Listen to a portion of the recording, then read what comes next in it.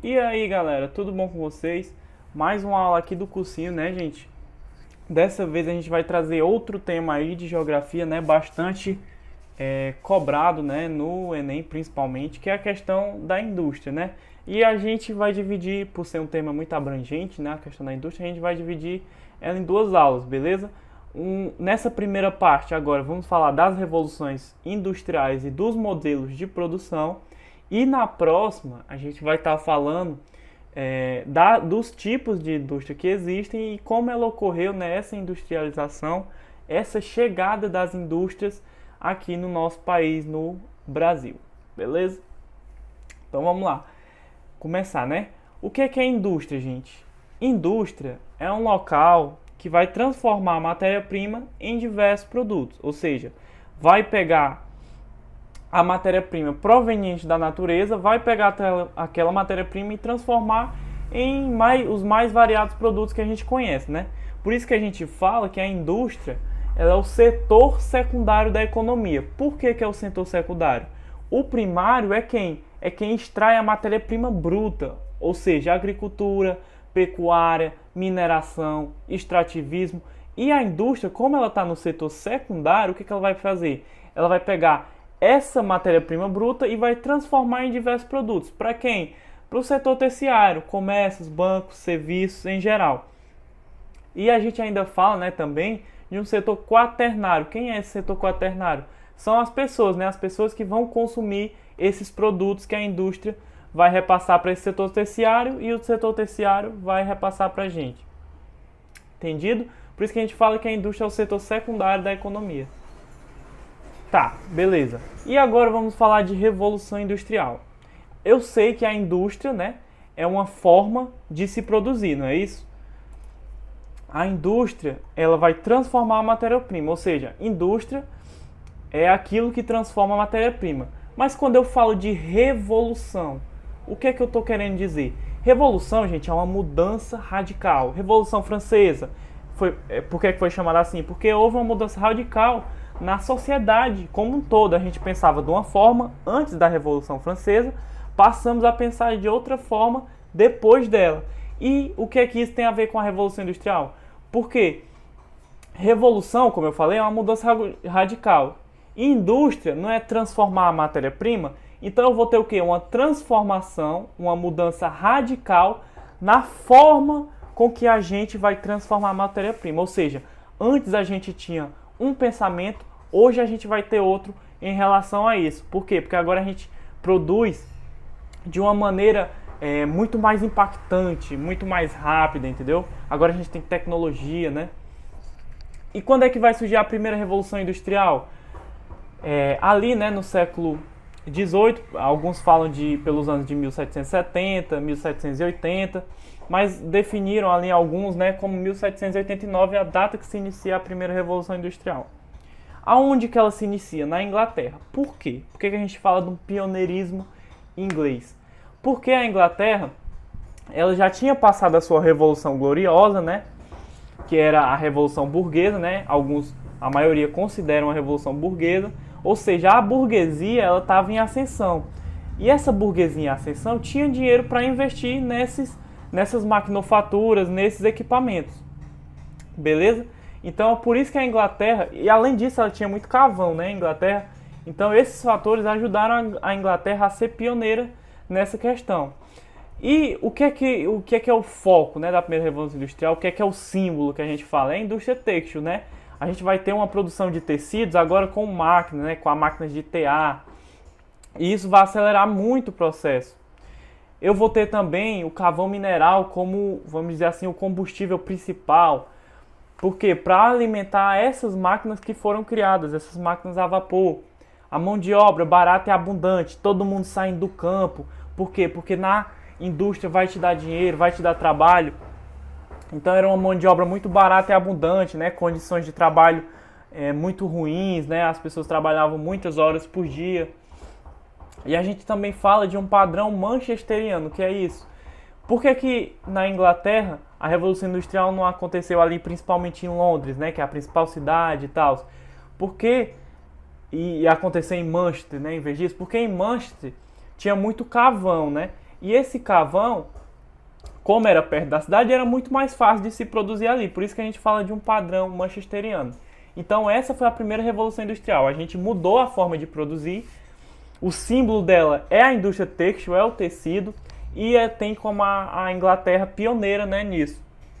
A primeira a fazer isso. E o símbolo dela, né, o combustível, foi o carvão mineral. Beleza? E agora, segunda revolução industrial. Mais uma vez a gente está mudando a forma de se produzir. Olha como em um curto período de tempo a gente vai avançando, a gente vai inovando tecnologicamente as coisas. É uma coisa muito rápida, né? A gente evoluiu em um curto espaço de tempo que a gente não conseguiu evoluir em séculos, né?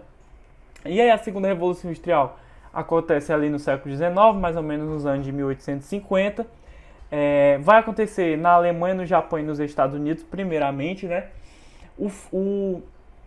O principal, né, o símbolo dela é a automobilística, a indústria automobilística e siderúrgica. E por isso que a gente chama a segunda revolução industrial, né, alguns chamam de a era dos gigantes de aço. Por quê? Porque agora a gente está investindo na indústria automobilística, estamos fazendo carro, estamos investindo na siderúrgica. O que é siderúrgica? É a criação do aço, né, as indústrias de base. Fazer o aço através da liga metálica do ferro-carbono. Então, agora a gente está investindo nas indústrias de base para gerar, né, um carro legal para você se transportar. Através de quê? Através de que combustíveis a gente está fazendo isso? A gente está fazendo isso através do petróleo e eletricidade. A mão de obra é como? A mão de obra ela é especializada, ou seja, cada pessoa tem uma função dentro da indústria. É por isso que a gente fala, né, tá até aqui a cena do filme, ó, do Tempos Modernos, né, que o Chaplin, ele tá lá parafusando, passa o dia parafusando, ele é só especializado naquilo, aí quando ele sai, que ele passou o dia todo fazendo aquilo, ele não consegue mais parar, né, por quê? Porque já está acostumado, só faz aquilo o dia todo, por isso que a gente fala de uma mão de obra especializada. Primeira revolução, a mão de obra barata e abundante. Na segunda revolução, a mão de obra especializada. E aí, qual era o modelo de produção da segunda revolução industrial? A primeira não teve modelo de produção, tá? A partir da segunda a gente vai ter o quê? O Fordismo. O que é esse Fordismo? O Fordismo, Taylorismo, alguns diferenciam e tal, tratam separadamente, mas o Taylorismo ele é a base teórica. O Fordismo é como se fosse a prática dessa base teórica. E quem é que vai criar esse Fordismo? O Henry Ford lá no século XX, que é o dono das indústrias Ford, né? O que é que ele quis com esse modelo de produção fordista? A produção em massa. Gente, a gente tem que produzir, porque quanto mais a gente produz, mais a gente lucra.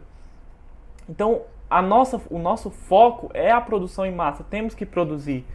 E a gente fala de um trabalho especializado para isso, ou seja, cada um tendo sua função, como eu falei do filme lá do Chaplin, cada um tendo sua função, a gente vai conseguir produzir cada vez mais.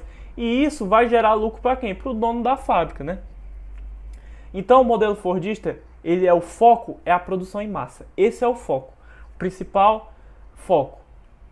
Ele é um modelo de trabalho rígido, um modelo de produção rígido. Por quê? Porque ele só produz aquilo que ele acha que está vendendo. Por exemplo, o Henry Ford ele tem uma frase muito famosa que é a seguinte: o cliente pode ter a cor de carro que quiser, desde que seja preto. Ou seja, o cliente ele não vai ter muita escolha, segundo o Ford, tá? Ou ele compra essa, que a gente está produzindo em massa, a gente está produzindo, ou ele compra essa ou ele fica sem. Só que aí as pessoas elas deixaram de comprar. Por quê? Porque foi chegando um tempo que essas tecnologias elas vão se inovando, ou seja, vai ter um carro melhor ali numa empresa X. Então o que aconteceu? O Ford, como estava produzindo em massa, algumas pessoas pararam de comprar, diminuiu as vendas e o que gerou? O famoso estoque. E se está em estoque, gente, concorda comigo, se está em estoque, está parado ali, eu não lucro com aquilo. Se aquilo está parado, está guardado, eu não vou conseguir lucrar com aquilo. Então essa é a principal crítica ao Fordismo, né? Porque ele produz, não é flexível, né? É um sistema rígido, só ele determina o que pode se comprar, só que aí as pessoas vão deixando aquilo de lado, né? Porque uma hora não vai servir mais. E aí o que gerou? O estoque. E aí vamos ter a crise do Fordismo, né? Desse modelo rígido. Beleza? E aí a gente chega na terceira revolução industrial. Gente, deu para perceber que o foco da primeira e da segunda revolução industrial era a quantidade, ou seja, produzir em massa, produzir muito, porque quanto mais eu produzo, mais eu lucro. E aí vai entrar a terceira revolução industrial. Mais uma vez a gente está inovando. E dessa vez a gente vai se preocupar com o quê? Não é mais com a quantidade. Agora eu vou me preocupar com a qualidade. Esse é o ponto, gente. Agora eu vou me preocupar com a qualidade. Isso se inicia quando? No século XX, ali por volta dos anos de 1970, aonde? No ZEWA, Vale do Silício. O que é esse Vale do Silício? É um tecnopolo. É um lugar que se desenvolve muita tecnologia. O combustível ainda vai ser o petróleo. A mão de obra vai ser agora qualificada. Lembra que na segunda revolução a mão de obra era especializada? Mas agora eu quero uma mão de obra qualificada. O que é isso? Eu quero uma mão de obra que tenha formação na universidade, por exemplo, tenha conhecimentos que vão me ajudar. Eu não quero uma pessoa que só faça uma coisa, eu quero uma pessoa multifuncional. E qual é, a partir daí, eu não falei de qualidade, a partir da terceira revolução industrial, e como é que eu demonstro que a minha preocupação agora é com a qualidade? Gente, agora a preocupação não é mais produzir em massa. A preocupação agora é investir em pesquisa. Por quê? Por que pesquisa? Porque com a pesquisa, gente, eu desenvolvo tecnologia. E com a tecnologia, eu vendo essa tecnologia pelo preço que eu acho que deve ser necessário, eu vou lucrar em cima disso. Ou seja, o foco hoje é investir na pesquisa e não mais produzir. Por quê? Porque o que dá dinheiro hoje é a pesquisa. Por exemplo, se você for olhar, procurar no Google Imagens aí, fotos, bota assim, Apple, tarará, escritórios e tal, imagens da Apple, você só vai ver escritórios. Por quê? Você não vai ver nenhuma indústria nos Estados Unidos. Por quê? Porque a Apple, ela não produz os aparelhos dela, né? O iPhone, o iPad, ela não produz. Quem produz é a China e mais recentemente quem está produzindo é as indústrias aqui no Brasil. Então o que a Apple faz? A Apple só tem assim, né? O principal, que é o quê? Que é a tecnologia, que é a ideia. O que importa hoje é ter a ideia. Por quê? Porque a produção hoje fica para segundo plano. Porque o que dá mais dinheiro hoje é você ter a tecnologia, é você ter a pesquisa, é você ter a inteligência, é você ter a ideia. Então a Apple tem a ideia dos smartphones, dos iPads, ela manda para quem? Para a China e para o Brasil produzir. Por isso que muitas vezes, né, tem lá no seu iPhone, no seu aparelho Apple, tem Made in China, né? Agora recentemente o Brasil também tem Made in Brasil. Então essa é a ideia. O foco hoje dos países, principalmente desenvolvidos, é ter o que? A tecnologia. E isso gera um processo de quê? De desconcentração industrial. Por quê? Porque se eu estou preocupado agora com a ideia, eu posso mandar indústria para vários cantos do mundo para produzir para mim. Por quê? Porque o que me importa é que eu tenho a ideia, eu tenho a tecnologia, eu tenho a pesquisa. Então eu vou mandar produção para outros países. Porque o que me importa é justamente a questão da tecnologia. E aí, a partir da terceira revolução industrial, a gente vai ter um modelo que a gente chama de toyotista, que vem para, vamos dizer assim, rebater o modelo fordista. Por quê? Ele vai ser criado pelo Taiichi Ohno, por ali pelos anos de 60, 70. E agora ele prega a ausência de estoque. Por quê? Porque agora eu não vou produzir em massa para me ter estoque e eu não estar lucrando com isso. Por quê? Porque o produto está parado e eu não estou vendendo. Se eu não estou vendendo, eu não estou lucrando. Então, o que é o foco do toyotismo? Eu tenho que atender à demanda do meu mercado. Quem me diz o que eu tenho que produzir é o mercado, não é eu que decido. Por isso que a gente fala de um just in time, que é o quê? No tempo certo. Eu tenho que produzir de acordo com o que o mercado ele me oferece, ele me manda. Então, o toyotismo ele vai atender à demanda do mercado. Esse modelo de produção, o foco dele é atender a demanda do mercado. E aí ele também fala, né, de uma automação industrial, ou seja, agora eu quero ter máquinas para produzir no lugar de humanos. Por quê? Porque essas tecnologias vão fazer mais rápido, vão ter um custo a longo prazo menor, né? Porque o trabalhador você paga salário, né? A máquina você paga ali, de repente parcela, mas daqui a pouco você não vai estar mais pagando ela. E ela faz mais rápido, faz mais. Então, é claro, né, que essas máquinas elas precisam ser geridas por humanos, né? É óbvio. Mas essas máquinas muitas vezes, né, infelizmente ou felizmente, são melhores que humanos para fazer determinadas funções. E aí a gente também fala de um trabalho qualificado, né? Como eu falei, o cara ele tem que ter uma formação intelectual muito boa, ele tem que ser multifuncional. E a gente fala que ele é flexível. Diferente do Fordismo, que é rígido, o Toyotismo é flexível. Por quê? Porque ele se atende à demanda do mercado. Ele não vai ser um modelo rígido, só vou produzir isso, isso e isso. De acordo com o que o mercado me pede, eu vou produzir. Por quê? Porque assim é que eu vou vender mais. Ok? Terceira Revolução Industrial, agora a quarta Revolução Industrial. Inicia ali no ano de 2010, né? Com um projeto criado na Alemanha, intitulado o quê? Internet das Coisas. A gente fala do Indústria 4.0, de uma inteligência artificial. O que é isso, gente? O que é isso tudo? Agora eu quero tudo na minha indústria conectado à internet. Por quê? Desde a maçaneta até um parafusadorzinho ali, eu quero tudo conectado à internet. Por quê? Porque eu dou um comando aqui, a máquina faz um trabalho acolá, eu dou outro comando, a máquina também ali responde. Então eu quero tudo conectado à internet. Eu quero uma inteligência artificial, né? Eu quero que as máquinas elas tenham o discernimento humano, por exemplo, de discernir a melhor solução. Ou seja, ela tem um problema ali, a máquina, e ela tem que apresentar soluções para aquele problema, né? Quem faz isso geralmente somos nós, né? Por quê? Porque nós temos essa capacidade. A indústria quer, hoje, né, os pesquisadores querem que as máquinas façam isso sozinhas. Então, por isso que a gente fala da internet das coisas. Por exemplo, na sua casa, é a internet das coisas mesmo, tá, gente? Eu quero a tua cafeteira ligada na internet. Eu quero a tua vassoura, um exemplo assim, a tua vassoura ligada na internet. Então, por isso que a gente fala de internet das coisas. Para você ter uma ideia, né, como às vezes isso pode parecer absurdo, né?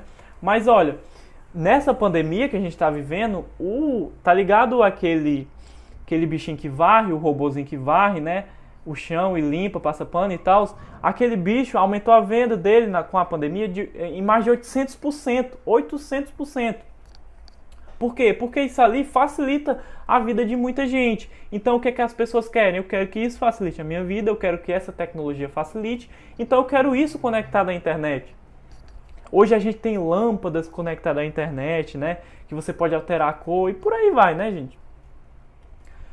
E aí, gente, uma questãozinha para finalizar todos esses conceitos. O capitalismo já conta com mais de 2 séculos de história e, de acordo com alguns estudiosos, vive-se hoje um modelo pós-fordista ou toyotista desse sistema econômico. Ou seja, hoje a gente vive no sistema toyotista, beleza? Observe um anúncio publicitário. Linha Brastemp U. Você vai montar uma geladeira do seu jeito, com a sua cara, mas se preferir pode montar uma como você quiser. Uma estratégia própria do capitalismo pós-fordista presente nesse anúncio o que esse anúncio está querendo dizer? Que hoje você pode escolher a geladeira que tu quiser. Tu escolhe a tua cor, tu escolhe o tamanho, tu escolhe se ela tem 2, 3, 4, 5 portas. Por quê? Porque é assim que eu quero vender. Porque eu quero te atender, eu quero atender a sua demanda. Então essa indústria toyotista, com esse modelo de produção, é uma indústria mais flexível. Então qual é o item certo? Flexibilização da indústria. Por quê? Permitindo a produção por demanda. Quem atende o que eu vou comprar ou não, quem atende a demanda do mercado, é esse modelo de produção toyotista. Por quê? Porque o que você quiser, eu vou te produzir. Por quê? Porque é assim que eu vou vender hoje. Ok? Então é isso, gente. Muito obrigado para vocês que assistiram até aqui. Se você gostou, né, compartilha aí com seus amigos, né, dá like no vídeo porque isso ajuda a gente bastante, beleza? Aqui no canal a gente tem outras aulas de diversos assuntos para você estudar para o seu vestibular, né, para o Enem. Então é isso, gente. Eu tenho certeza que vai ajudar bastante essas aulas aí para vocês, beleza? No mais é isso, gente. Muito obrigado. Até a próxima e fui!